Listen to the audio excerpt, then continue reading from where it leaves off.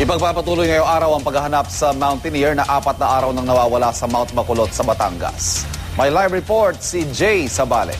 Jay. Ivan, ngayon nga ang ikalawang araw ng paghahanap kay Victor Joel Aizon na huling nakita noong linggo ng umaga.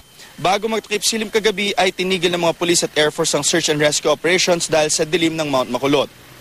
Bumaba man mula sa tuktok ng bundok ang mga kaibigan at girlfriend ni Victor Joel Aizon, may ilang mga mountaineers ang nagpaiwan sa itaas na nagbabasakaling kahit sa gabi ay makita nilang kaibigan.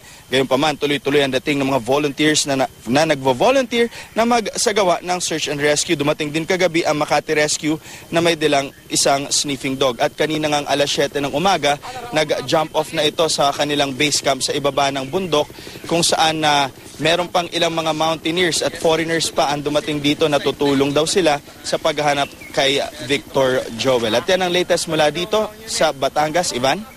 Maraming salamat, Jay Sabale.